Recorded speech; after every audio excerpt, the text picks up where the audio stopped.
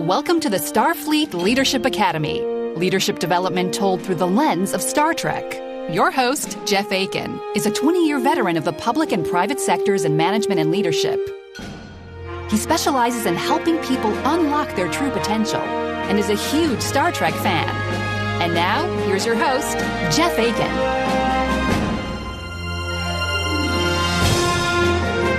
Welcome. Thanks for joining me today. The first duty of every Starfleet officer is to the truth.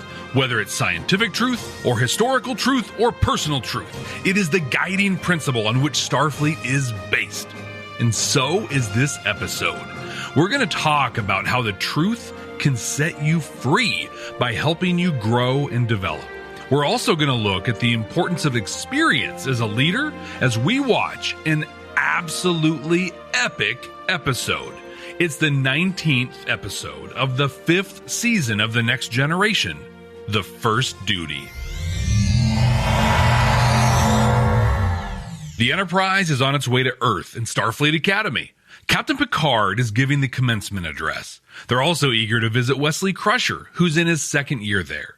En route, the superintendent, Admiral Brand, calls Picard privately to share some difficult news. There's been an accident. Now, the show sets this up to make us think something happened to Wesley, dropping right into the credits from this message. But right afterwards, we find out that he's okay. See, he's part of an elite flight group, Nova Squadron. They suffered a terrible collision during practice. All 5 ships were destroyed, and one of their classmates, and a friend of Wesley's, Joshua Albert, has died. The superintendent says a flight recorder was recovered, and they'll be initiating a full investigation. Picard and Dr. Crusher, Wesley's mom, come and visit him. We meet the squadron leader, Nick Locarno. He's also checking in on Wesley. Wes asks Picard and Dr. Crusher to excuse them so he can talk with Locarno privately. We get our first glimpse at Nick's leadership style. Don't worry about it, Wes. Everything's going to be all right. As long as we stick together. He's united Nova Squad as a very, very tight-knit team. As Picard is strolling around the academy, he runs into the groundskeeper, Boothby. Boothby is somebody that we're going to talk about quite a few times here on the Starfleet Leadership Academy. He's kind of a mentor to a lot of people that have moved through the academy. He was around when Picard was a cadet, and they had quite a connection. And he continues to share his wisdom, but this time on the incident. Nick is what makes that team special. He's their coach, surrogate father, and best friend all in one. A natural leader. The investigation begins. Locarno leads the testimony and says they were practicing for a maneuver called a Jaeger loop. The rest of the squad supports him and his testimony, but the Admiral is not quite buying it. That was not my question, Cadet. It's honestly kind of ridiculous, you know. It's like they think that these wildly experienced officers have never flown maneuvers before. Honestly, my opinion, they come across pretty incompetent here. But then, from here, it goes south. Locarno decides to take a different approach. Josh was a good pilot, but lately he'd been having difficulties. With Josh's dad in the gallery, he straight up throws him under the bus. Ouch. At that, the Admiral calls for a recess until the next day when they should have the data from the restored flight recorder. The cadets meet afterwards, which is honestly, isn't that kind of weird? Don't you think they'd separate them or have them under some kind of surveillance or something? Well, they don't, so regardless, the cracks in the team are starting to show. You said that we weren't going to have to lie to them. They are not okay with blaming this on Josh. Nick gaslights the team into backing him up. None of us has wanted to say it out loud, but we've all had the same thought, haven't we? And he starts telling them how to respond to the flight recorder questions. The investigation picks back up, and Wesley's talking them through the flight recorder data. He sticks to the talking points that Locarno laid out, and then the bottom drops out. Mr. Crusher, are these ships in a diamond slot formation? No, sir. Yeah, sensors picked up footage that directly refutes his testimony. So Picard heads back up to the ship. He asks Geordi, the engineer, and Data to review all the evidence in the testimony. He's looking for anything that could possibly help Wesley out. But what they find? Yeah, not helpful at all. The engine would probably ignite the plasma. Ignite the plasma. That's exactly what they were trying to do. Picard figures it out. They were trying to perform a culvered starburst, a wildly dangerous maneuver that looks amazing, but has been banned because the last time it was done, all 5 pilots died. He confronts Wesley. This is an iconic Picard speech that I'll talk about in the command codes, but he's figured out this was Locarno's way of trying to become a legend. Wes doesn't agree with it, but he doesn't deny it either. He tries to stick to what he said in his testimony, but Picard knows what's up. But a lie of omission is still a lie. He tells the story of when they met back in Encounter at Farpoint. He tells him how brilliant he is and how much potential he has. And then he outright tells him to come clean, or he will tell the Admiral what happened himself. Wesley checks in with Locarno, and he tells him to lie. He says if they stick to their story, they don't say anything more, they're going to get through it okay. But Wesley's integrity is starting to shine through. I'm going to tell them what happened. And Locarno's desperation does as well. Makes it Wesley's problem and tells him that he's betraying the team. Well, it must have been a pretty good speech to make you turn your back on your friends. Locarno storms out and Wesley is left to consider where his duty lies. We get to the conclusion of the investigation. Looks like Nova Squad is going to keep their mouths shut. And for that, they'll get formal reprimands in their permanent records. Whatever this is, it's going on your permanent record. But that's it. And then, at the very last minute, Wesley speaks up. Yesterday, I testified that the crash occurred following a Jaeger loop. That is not entirely true. The consequences dished out are severe. Locarno gets expelled, and Wesley loses all of his credit hours. He's going to have to repeat his second year. He takes it well, professionally, at least, and he feels very, very guilty. They should have expelled all of us. Locarno, though, stood up for the team. He asked to take full responsibility. He did what a leader should do in this situation, and Wesley does as well. He accepts his punishment. You have difficult times ahead. And is thankful for the opportunity to continue his studies. Picard wishes him well and returns to the Enterprise. What a great episode. Will Wheaton is in top form, and in a weird way, this is really a redemption story for Wesley Crusher. This is what Star Trek is all about. Duty, integrity, truth, justice, and the Federation way. TNG did courtroom stories pretty well, and this one ranks up there with classics like The Measure of a Man and The Drumhead, for sure. come to Quark's Crush's fun. Come right now, don't walk, run! When I started the Starfleet Leadership Academy just over 2 years ago, it was kind of daunting. All of the things you have to know to get started. Hey, do you currently run a podcast for your business or company, or are you thinking of starting one? Are you overwhelmed a little bit, even just a little bit, kind of like I was? Well, if so, then the Podcast for Business Conference is going to provide all the insights, the information, and connection opportunities you need to take your show to the next level. Or, if you haven't started yet, launch it with a bang. I sure wish something like this was around when I started. It takes place November 16th and 18th, and it's all online.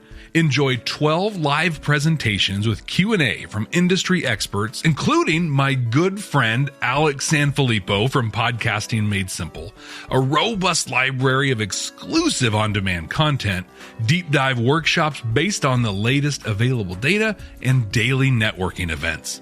It's all virtual, it's online, and it's all recorded, so you won't miss anything, no matter how full your plate is. Learn more and register at pfbcon.com. That's pfbcon.com.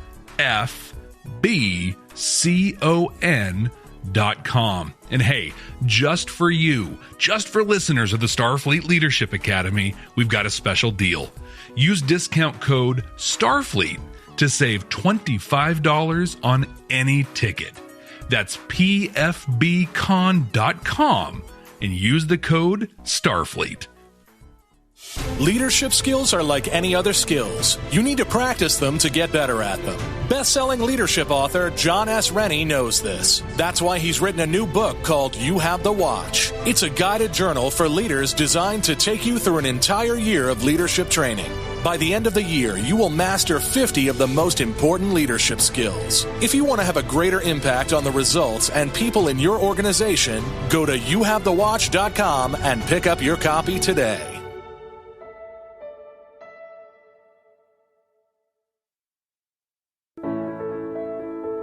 In the 30th episode of the Starfleet Leadership Academy, Discovery, Choose Your Pain, I talked about the incredible performance review that Saru set up for himself. Now, there's a tool that enables you to do the same thing for yourself and your teams. For your free copy of this tool, visit starfleetleadership.academy and join the mailing list. You'll not only get a free copy of this incredible tool, but you'll also hear about other cool things going on with the Starfleet Leadership Academy. Visit starfleetleadership.academy today and get your free copy. I do carry a select line of unique artifacts and gemstones indigenous to this region. Sometimes Star Trek tries to be something it's not, and this episode had, well, at least a moment of that. When Picard and Boothby are catching up, they're talking about some epic wrestling match Picard was in. Boothby says, "Except that time you caught that Ligonian with a reverse body lift." This is what happens when a group of sci-fi writers try to do sports, right? Do you know what a reverse body lift is?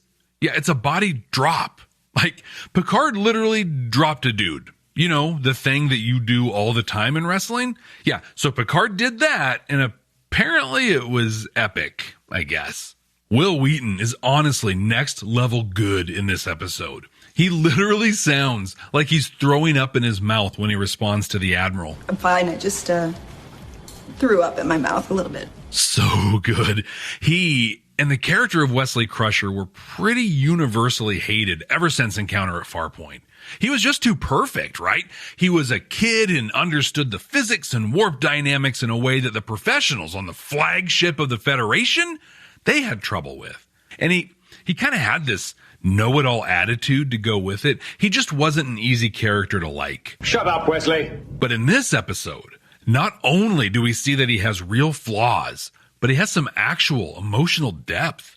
Will Wheaton has always been a skilled actor. I mean, just watch Stand By Me if you don't believe me. Suck my fat one, you cheap dime store hood.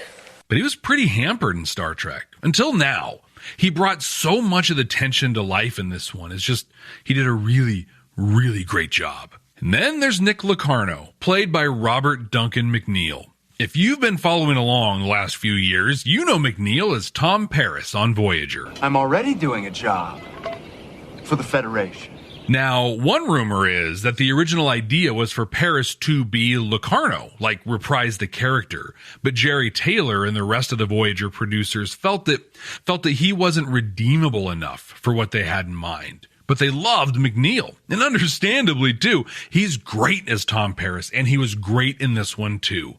The other rumor is that they didn't want to pay the writer that created the character any kind of royalties or any sort of fees to use him in Voyager. But either way, we still got McNeil in an awesome role on an excellent show for 7 seasons and right here in The Next Generation. All good. You know how a lot of times the guest stars are just that, right? Guests on a show. Like, they do well enough, but you can tell they've been there for a day. That was not Robert Duncan McNeil. He felt like a regular on the series, like he belonged there. Now, that could also be recency bias, right? Because I've seen him on Voyager, but either way, he was great in this role. Now, I'm not the only one that thinks that this episode is great. Shortly after it aired, it actually became required viewing for cadets at the U.S. Air Force Academy. Aim high. Air Force. They've said that it demonstrates the honor code perfectly and is a launch pad, see what I did there, for in-depth discussions on it. It's super cool. I was pretty disappointed, if you remember, in the Voyager episode Good Shepherd. Because, like, the time that Janeway spent with the underperformers never led to anything. Like, it all just happened, and then life moved on. But that's not the case with this episode. No, this is a pivotal moment in the development of Wesley Crusher. And we get to see one member of the Nova Squadron, Cedo, when she returns in the amazing 7th season episode Lower Decks. Oh, and one other fun note. The sort of like rank pins that they use for the cadets are super cool. The cool uniforms that they're wearing, the rank pins, they make sense. And they helped inspire the t-shirts that early subscribers to the Starfleet Leadership Academy Patreon got. Command codes verified. Never be afraid to raise your voice for honesty and truth and compassion against injustice and lying and greed. If people all over the world would do this, it would change the earth. That's a quote from William Faulkner, one of the great American writers, and it is so appropriate for this episode. I'm going to talk about why the truth is a crucial part of leadership. I'm also going to look at Nick Locarno and how strong leadership skills do not necessarily make for a good leader. He brought a team together, united them, but focused them on the wrong things, and somebody died because of it. Picard also did an incredible job in this episode of demonstrating compassion for Wesley. I'm going to look at how you can do this in a healthy way. The Starfleet Leadership Academy is supported by listeners just like you. Click the link in the show notes to support the ongoing production of this podcast. But before we get to these amazing topics, I want to share a story, a sad story, but one that has guided much of my life since it happened. Back, about 10 years ago, I worked in HR. I was one of 3 administrators that reported to the director. It was far from my favorite job, but the director was one of my favorite people and favorite supervisors I've ever had. She developed me into an industry that I didn't have a lot of experience in, and she challenged me to be a stronger leader. To relax, she and her family enjoyed cruises. In fact, she said that she measured time in BC and AC, right? Before cruise and after cruise. She had taken about 2 weeks off, I think it was, to go on a cruise. And when she came back to the office, I remember she was tan, she was happy, she was well rested. We met, we talked through what had gone on in her absence, and she had some very kind and encouraging words for me. The day ended, I felt good, and we all went home. The next morning, the CEO asked to meet with me and my 2 peers at 8:15 in the morning. She told us that the director passed away in her sleep that night. It's completely unexpected. We were devastated. But we had a team of 50 people that we had to go and inform next. We were a good team, the 3 of us, so we worked together to share the news. Then the rest of the day was filled with crying, hugging, and sharing stories. And then a little after 3 p.m., the other 2 administrators and I met to talk business. How are we going to continue business while the CEO worked to fill the position? Seems like a normal, right? An expected thing to happen, right? Well, to be honest, it haunts me to this day. We were able to grieve for 7 hours, and then we were back to work. A person who had literally given their life to help others and support their team, and we took 7 hours for her. Fast forward about 10 years, and today, now, most people don't even remember who she was or even remember her name. It breaks my heart. And normally when I tell stories about my work experience, I don't share names or too specific details out of respect for people's privacy. But I'm going to share her name. I'm going to say it. I want to recognize the impact that she had. Her name, Carolyn Ross. And Carolyn, I miss you. And I thank you for everything that you taught me. Now, okay, I didn't just randomly decide to share this story. It's related to the episode. Early on, the Admiral says they considered canceling the graduation ceremony because of Joshua's death. But then she says, Commander Albert and I have discussed this, and we've agreed that commencement should go forward as planned. There are still duties to perform, and life continues. Now, I took exception to that statement and decision based on my experience in this story. But the thing is, she's not wrong. Like so many things that involve people, it's just not simple. Life does indeed go on. Work does still need to happen. But there's something more important than our work, and that's the people that we work with. So this is world according to Jeff stuff here, so take it as you will. But as a leader, the lives of the people you work with should be sacred. Honor them, respect them, and treat them with dignity and respect all the time. When something terrible happens to them, you take time for them and for the team. When you do go back to work, you do it with them in your thoughts and in your intentions. You see, the thing we did wrong, which was partially an organizational thing, but more an impact from the leadership of me and my peers, the impact of our leadership failure, was we saw grieving and working as an either or, like as a binary choice. We could do one or we could do the other. But the reality is, you can do both, and it's important that you support people in doing both. One last takeaway from this story, and then I'll move on. And I'm going to be pretty blunt about this. Your work does not care about you. You are not important. It will not give its life for you, so you should not give your life for it. We lost an incredible human, and we paused for 7 hours. In most cases, organizations don't even pause for that long. This is me telling you to be sure your priorities are in order. Yourself, your family, your friends, the people that are important to you. This is where you should place your worth and focus your efforts, not your job and not your employer. Yes, you might matter to the people you work with, and that's great, but the organization will barely even notice you're gone. It'll just keep moving.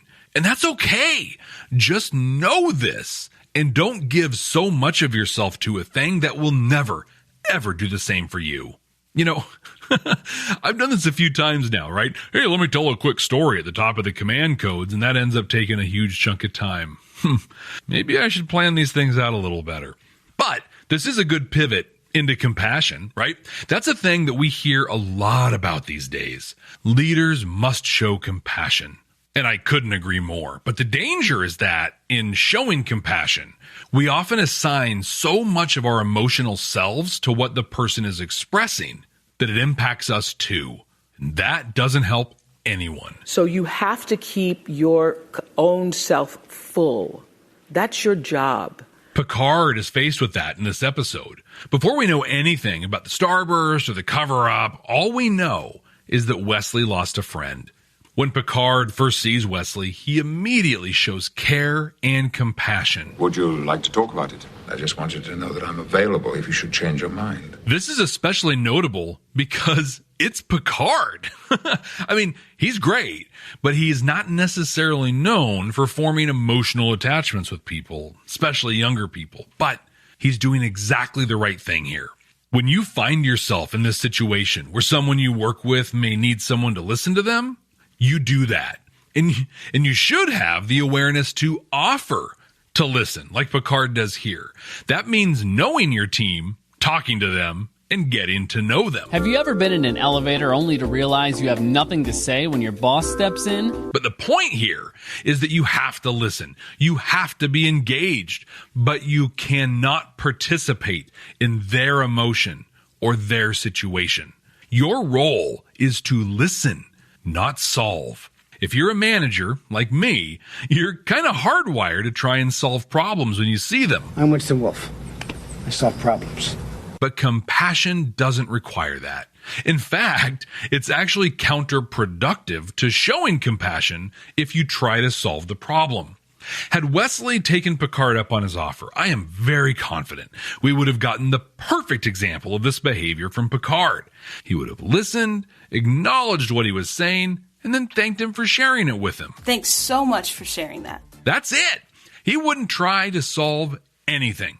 He wouldn't have, shared a story about the time his friend died or told him what he did when he faced some tragedy. There would have been none of that. The key to compassionate listening is exactly that. Listen. And speaking of listening, Nova Squadron very much listened to Nick Locarno.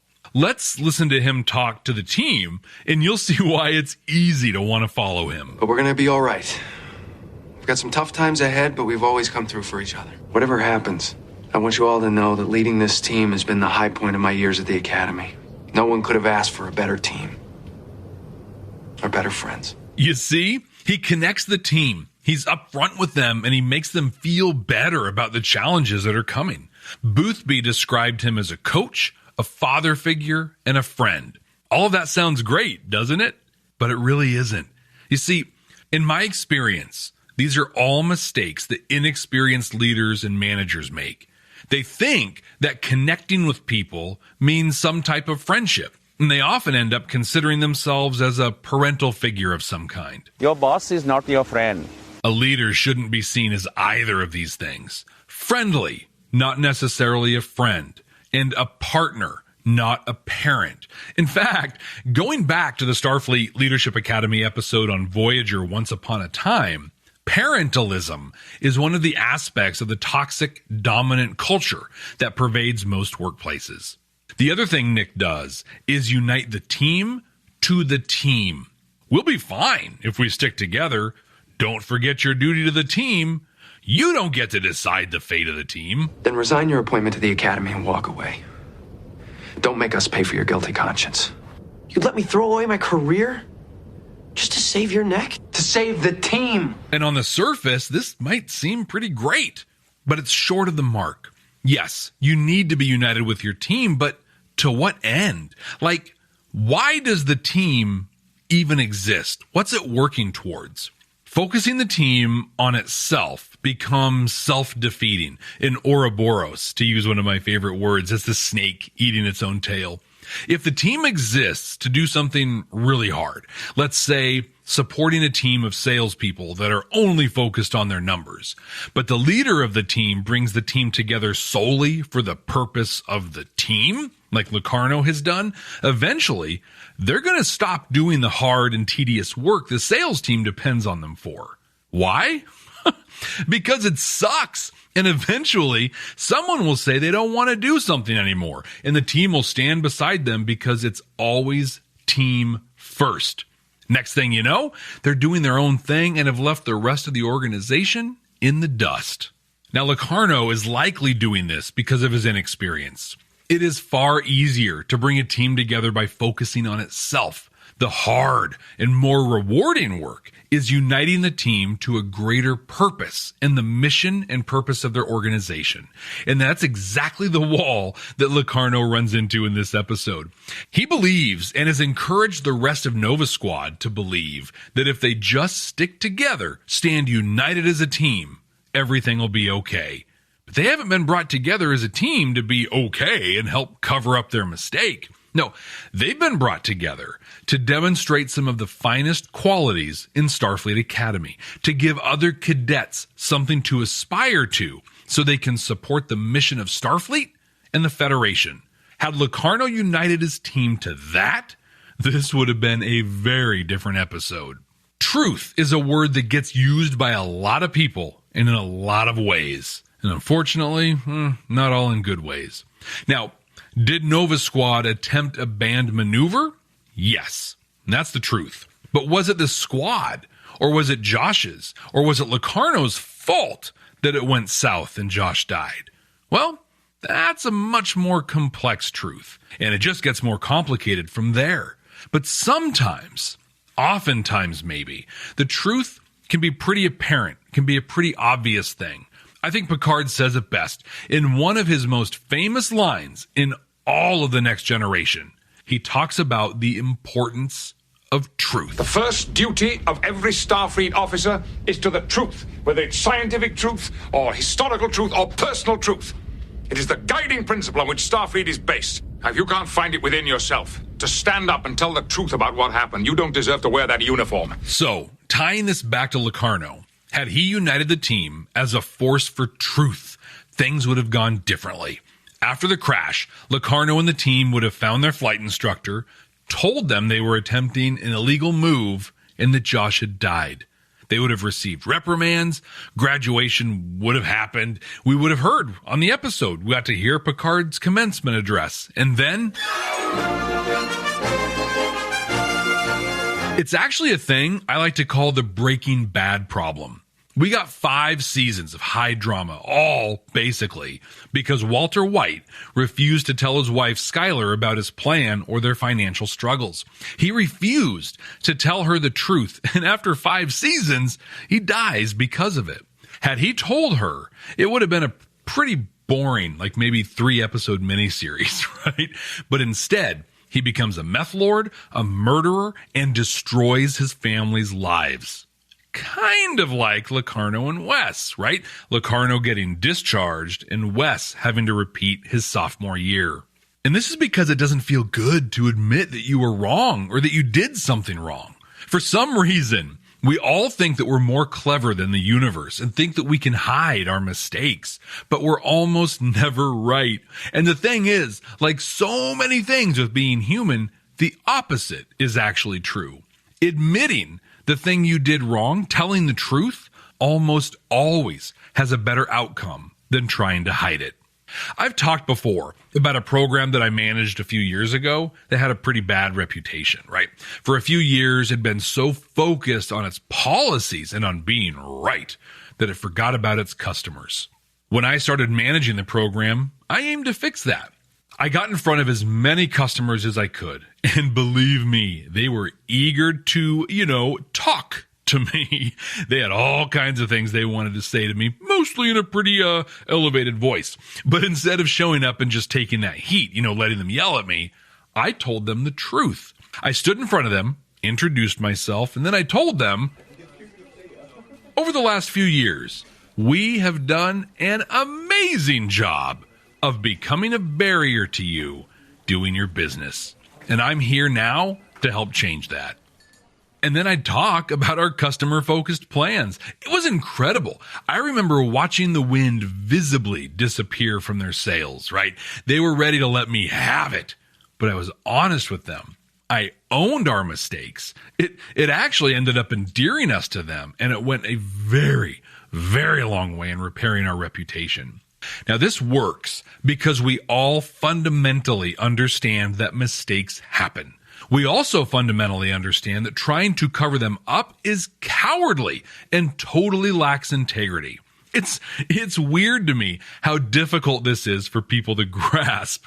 We've all heard the stories of famous failures that led to huge successes, right? Thomas Edison, Michael Jordan, J.K. Rowling, the list goes on and on. Yet we still try to hide failure, to hide our mistakes. Boothby actually says it really well. You made a mistake. There isn't a man among us who hasn't been young enough to make one. The important thing is what you did with your life afterwards. Don't beat yourself up for mistakes. Just own them and learn from them. Walter White and Nick Locarno would have really benefited from following my example, or even the example that Wesley Crusher eventually shows. Despite all the great things that come with telling the truth, it still takes a lot of courage. For all the times people would be understanding, there are times that people won't be. In this episode, a person died. That cannot go unaddressed. In my short version of the episode earlier, Nova Squad was still reprimanded, but it wouldn't be unimaginable for them all to have been expelled or forced to repeat a year in the Academy. I think, given what we know about Starfleet and its belief in the truth, owning what happened right away would have had a dramatically better outcome for Nova Squad. Wes shows that courage as he becomes more uncomfortable with Locarno's leadership. He's a second year in a group of third and fourth years, and he says, I don't know if I can do this, Nick. He understood what I've been talking about here. Locarno is telling them to lie to protect the team, but Wes, with the help and guidance of Picard, understands there's something bigger than the team. There's the truth. He shows the courage to speak up, and overall, things actually end better for everyone. Better, Jeff? Really? Had he kept his mouth shut, there would have been a few reprimands, and that's it. But Josh's dad would have thought his son to have been less than what he was. Nova Squad would have had to live with the guilt and the shame of what they did, and they would be directly violating the core mission of Starfleet. In the end, Nick Locarno took the heat for his team. That's what a leader does.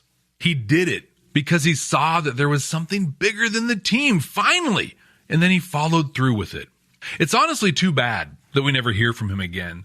Given his final act, along with the raw leadership skills that we see from him in the episode, I'm sure that he becomes somebody great. But I suppose we'll never know. Have you had a situation where you pulled a Wesley Crusher, where you had the courage to speak up and tell the truth? I'd love to hear about it, and I'm curious to hear how it helped your team out. You can reach out to me on Twitter at SFLA Podcast, or if you want, on other social media at Jeff T. Akin. That's Jeff, T as in truth, A-K-I-N. Computer, what are we going to watch next time? Working.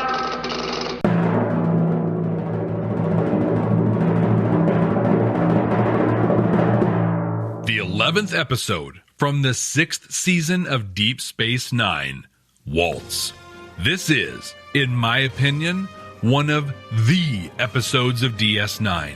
It's Sisko and Dukat alone on a planet, and Dukat is not doing well. I'm always excited when a Deep Space Nine episode comes up, but this is very much one to look forward to. But until then, ex Astra Scientia!